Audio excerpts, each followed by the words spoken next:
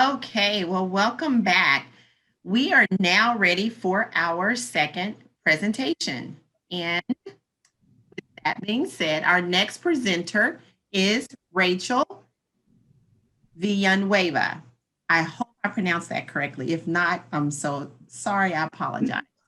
Who is a coordinator for our post-secondary partnership and programs department. She will be sharing important information you need to know about choosing and applying for college. You have the floor, or the Zoom, Rachel. Hello, good evening, everybody. I hope you can see me because I can't see myself. So can you see me? Okay, great. So thank you for the introduction. My name is Rachel Villanueva. I am the College Access Coordinator under the Post-Secondary Partnerships and Programs Department. So happy to have you all here, and I'm just going to give you a rundown of college readiness. Next slide, please. Okay, so some topics that we're going to cover today is the Dallas IZ College Access Program, as well as career exploration, college admissions, and paying for college, the most important part. Next slide, please. All right, so the College Access Program has been around in the district since 2010. It is a great opportunity for all students who are entering any of our Title I high schools. So students will have a one-on-one assistance with college applications, financial aid applications, scholarships, college essays, enrollment steps. So you can see here right now we have 4 different vendors for our district who serve different campuses specific to them, and they each have a college advisor who helps your student with all of these things. It's pretty much hand-holding assistance, which is great for our students, and starting as early as your freshman year is what I recommend to get a real grasp of what the college admission process kind of looks like. Next slide, please. So career exploration. So step 1 is some self-awareness. So what do you care about? What are your values? What are your interests? What skills do you have or want to obtain? You know, what is your personality? What kind of work ethic do you have? What kind of lifestyle are you seeking? So all of these questions are really important to think about when you're thinking about your future. What do you like? Do you like sitting at a desk from 8 to 5? Do you enjoy working out? Maybe you want to be a trainer. What is your personality? Are you an introvert? Are you an extrovert? Do you like talking with people, or would you rather work alone? Also, what kind of work ethic do you have? And then the main important one, I already said this, but the lifestyle. What are you seeking? Like, what house are you seeking? What car are you seeking? How much does it cost to eat out because you can't cook, or, you know, just certain things that you want to consider. Next slide, please.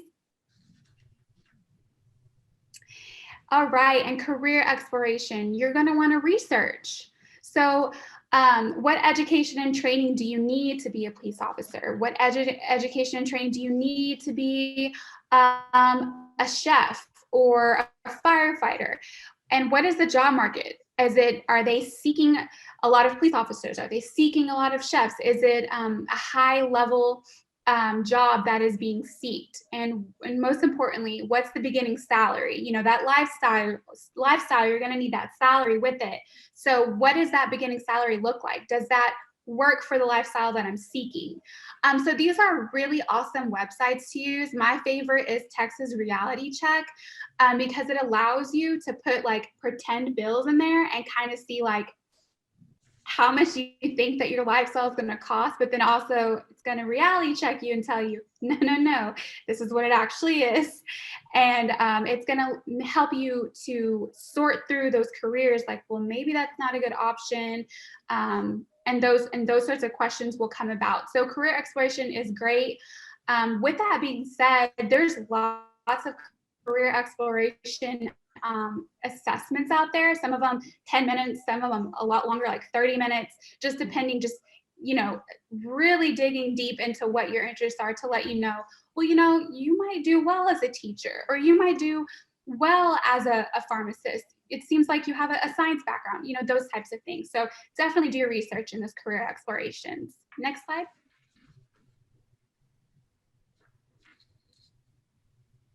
Next slide, please. There we go. Thank you. Okay, and then college exploration. So this is huge. I can speak from my own experience. I went to community college first, and then I went off to a 4-year. And I didn't do that college exploration. I kind of just found one on the internet. I was like, that's where I'm going. It's 3 hours away from mom and dad. I'm going there. But little did I know, it wasn't the culture I was looking for. It was cold, it snowed a lot. So these are things that you want to think about when you're visiting the college. Do I like the weather? Do I feel comfortable in my surroundings? There's lots of virtual college fairs going on. College Board is doing one of them, as you see here in this flyer.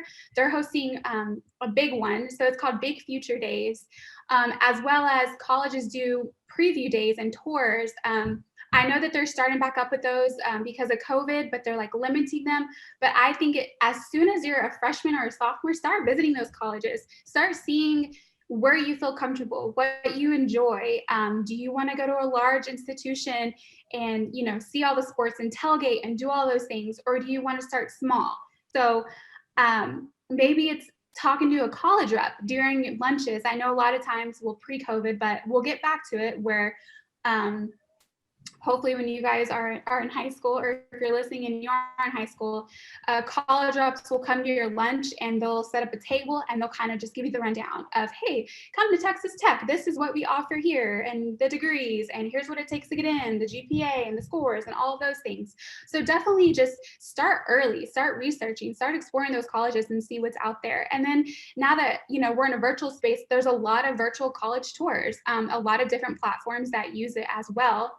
And then, of course, social media, it's everywhere.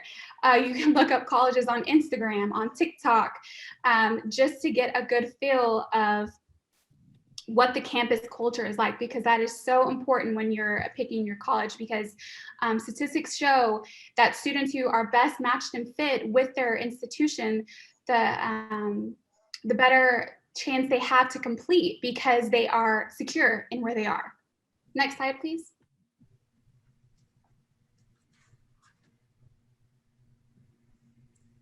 All right, so it's important to know what colleges offer. So some colleges offer dental hygiene. Those are really big at like your community colleges, which is like half the cost of institutions. You know, nursing are also offered at community colleges. Real estate, HVAC is a great certificate to get because it pays very well when you're getting out of done with your program. Cybersecurity. So all of these degree offerings that certificate offerings that you see here are, most of them are 2 years or less. So you're in this program specifically for that. So you are not taking like English or speech. Those aren't things that you have to take for most of these. So it's nice because it's so focused on what that initial certificate is in. So definitely look at your offerings for certificates at colleges, and most universities offer them as well. So definitely just do your research on those. Next slide, please. Okay, so exams. So some important exams that happen when you're in high school is, of course, the October PSAT. This gives you the opportunity to see what the SAT is like, and kind of just like a starting point, right? To say, all right, I took it as a sophomore. I know that it's really important when I am a junior to really hone down and get the score that I want. So that's why in your junior year, you also take an SAT and ACT in the spring, and then spring and summer as well. So your senior year, in my opinion, you want to be happy with your scores. You want to say, I feel great about my SAT score. I got a 1300. On my ACT, I got a 30. I feel great. I feel confident that those colleges that I want to apply to are going to look at me because of it. So when you start getting into your freshman, sophomore year, please just start prepping for those SAT and ACTs to be ready for college admissions and to have more time to get the score that you want. Next slide, please. So why is that PSAT in 11th grade important? Because that's how colleges and organizations find you to give you money to pay for your post-secondary success. So like I said, freshman year, start prepping, and sophomore year, keep prepping. So that way when you're a junior, you're happy with your score and you're getting those scholarship monies. Next slide, please.